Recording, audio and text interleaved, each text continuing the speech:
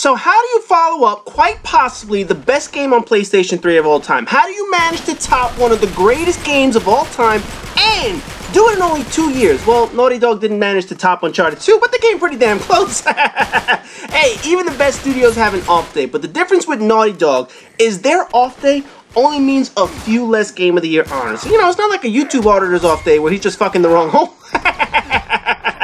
Anyways, the third game of the series usually runs into the problems living up to the expectations of the second game. Now, luckily for Uncharted, each game acts independently from one another. Each game is its own adventure, so this isn't like Mass Effect or Halo or any other game in which the story is one gigantic plot in a trilogy. The games are essentially 3 separate games that are not sequels to each other. So Naughty Dog has a huge advantage over most stories in that they don't need to carry over too many elements from a prior game. But in Uncharted's case, they do bring elements of their storyline to the next game, mainly to keep continuity purposes and all that. Now, in Uncharted 3, it's still another great adventure. All the improvements from Part 2 are once again improved on here. The voice acting is just as good. The graphics receive slight improvements, and they're already pretty fucking amazing to begin with. The combat system is made even more fluid. The moves are improved. The AI improved greatly. The enemy variety once again improves.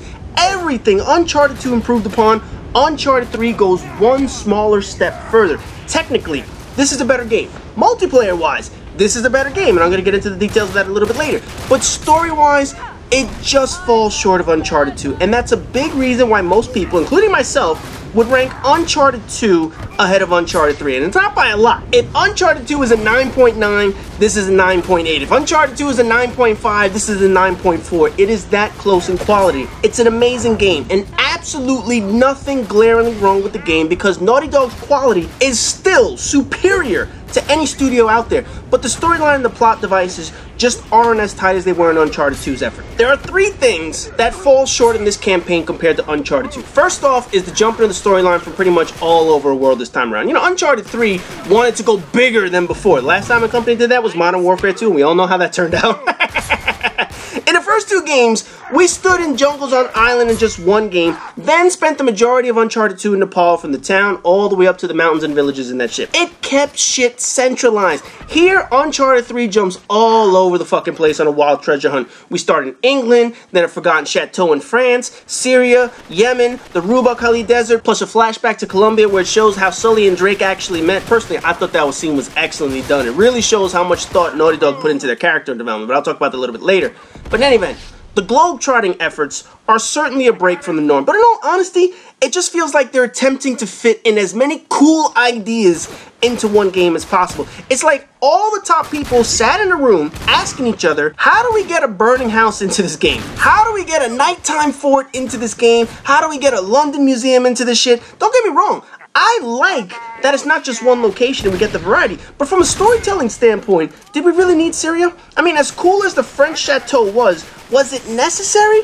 Personally, I don't think so. I believe they just added it because it was a cool idea. Second issue with the game is the identical ending to Part 2. You find a mythical city which just magically appears and nobody else in the world has ever fucking found it. I mean, seriously, you're in the desert. Hey, look, I found a city. Oh man, I'm not even gonna get started on that shit. But anyway, the ending of this game is the identical result of the prior game. Drake finds a lost city, and the city is protecting a power that bad people want to use and exploit. And Drake's story is to stop the bad guys from getting that power. And in the end, he ends up destroying this magical fucking city. Think about it. Lazarevich wanted superpowers from Shambhala, and the ending is us running away from a collapsing city.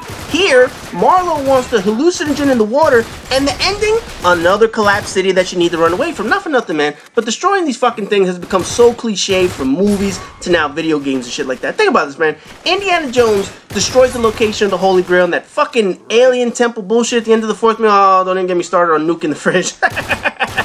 The Mummy has the temple and the Scorpion King vanish into a sand whirlpool, whatever the fuck. Angelina Jolie destroys shit at the end of her 2 Tomb Raider movies. So the logic of these genres is to destroy the cities. Fuck yeah, I found it, now I'm gonna get rid of it.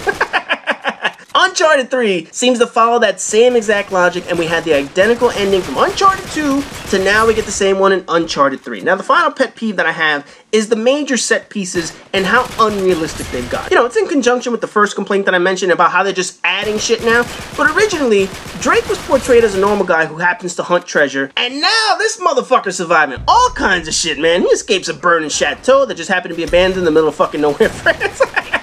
I mean, seriously, who hadn't found that shit? I ain't gonna get into that one either. He takes down a fucking pirate ship because, you know, pirates are just sailing around in Royal Caribbean's old ships just for the flying fuck of it, man. You take out a plane and you manage to be the only survivor of a plane crash in the middle of the fucking desert. I mean, this is Michael Bay level shit at this point, man. The first two games had some big set pieces, like the train ride in Uncharted 2, but here, everything is a gigantic production, man. I mean, what the fuck else can they blow up or escape at this point? So far, we've had a submarine, an old hidden fort, a train, a helicopter, a plane, a cruise ship, a historic chateau with magic fucking spiders, 2 mythical cities, countless cars, and there's really no other form of transportation that can blow the fuck up. I mean, maybe a Vespa or something. But how does that compare to a fucking submarine or a cruise ship at this point, man? But once you look past all of that, it's still a superb game. I mean, as I mentioned, Drake and Sully's background is finally touched on in this game. We know they were partners and whatnot through the first 2 games, but considering how treasure hunters and pirates backstab each other, and how Sully never turned on Drake in the first game or the second one, their relationship wasn't fully known. Here, we get the details in how exactly Sully looked after Drake when he was an orphan, and showed him all the tools of the trade for treasure hunting. Honestly, it mirrors almost identical to Indiana Jones and the Last Crusade. You remember the opening where it shows Indiana Star as a treasure hunter and his relationship with his father? It's pretty much the same manner here as in Uncharted. They also showed how Drake's life affects his marriage with Elena, how they were separated at the start of the game. I mean, after all, how the fuck can you be married to a guy that runs around the world and searching for treasure as a day job?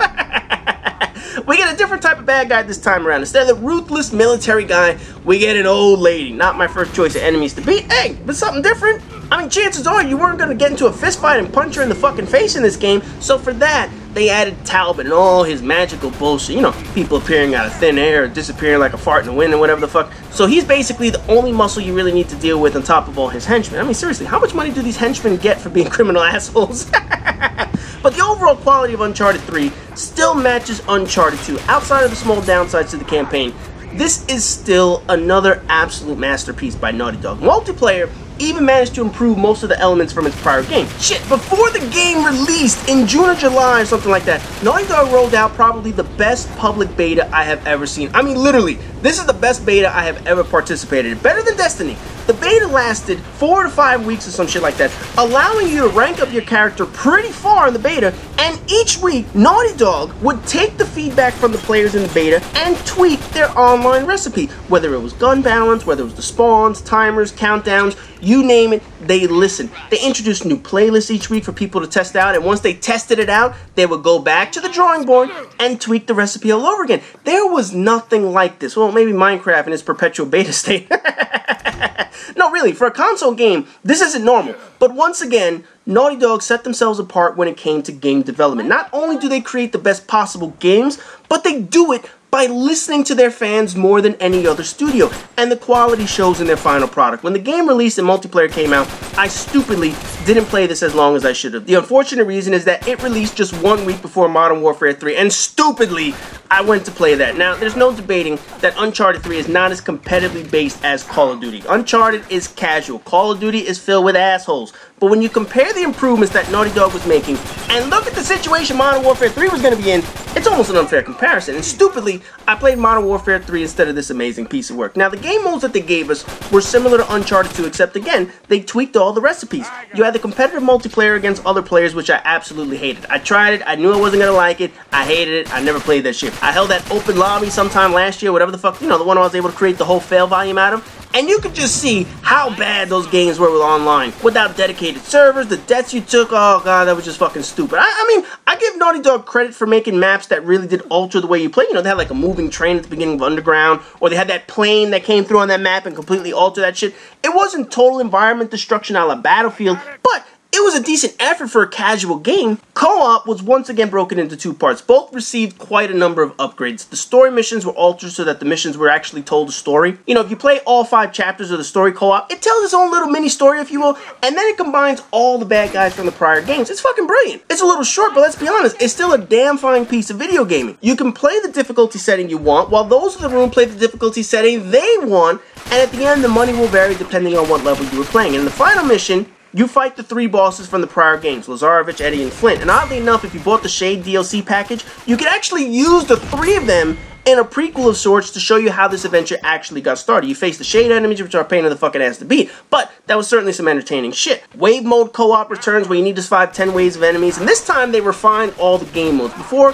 you could select 10 rounds of survival, 10 rounds of siege or plunder, whatever the fuck, but here, they combine all the pieces into one game with just 10 waves. There's no more individual modes. Now, each round can be randomized where you can have survival where you need to kill 25 enemies, or gold rush where you have to deliver a treasure to location, you name it. You randomly found out what game mode you got at the beginning of a round. So it's not like Mass Effect where you knew rounds 3, 6, and 10 were objective ways. No. Here, every round is randomized, so you won't know if it's an objective round or a wave survival round until it actually begins. Basically, it's a decent improvement, but somehow it doesn't quite top Mass Effect 3 in the fun factor. Not that this is bad, it's just that Mass Effect 3 managed to squeeze in a little bit more variety in the motherfucker. They improved on the fact that people leaving rooms won't automatically make you fail the missions. Oh, motherfucker, man, I hated that shit. Somebody leave a mission in Uncharted 2 and you fucking fail that shit just because that guy was an asshole. I don't even get into that shit. I mean, they tried to add things to prevent an idiot from making you instantly fail, although people can still be assholes and purposely fuck the game up, so you're bound to fail every now and then. You know, they put a 10 life limit where your team can only respawn a total of 10 times, and dickheads would suicide 10 times in a row in order to waste all your lives and get the game over with quicker. It's annoying to say the least, but unlike Uncharted 2, you can still have a chance at winning even if you have an asshole on the team. Look, Uncharted 3 is not going to be at MLG games anytime soon. It's a fun and casual way of playing online, but outside of the co-op sections, I wouldn't play multiplayer to begin with. I enjoy the co-op portion of the game, and I wish I would have played that instead of Modern Warfare 3. But after bashing my head against the wall a number of times playing Modern Warfare 3, Mass Effect 3 saved me from all the frustration. I believe I went back to Uncharted 3 to rank all the way up to the final rank, or whatever the fuck their version of that prestige system is. I don't know, I think they call it the legacy system or some shit, but you know, fuck that. I ain't legacy and shit.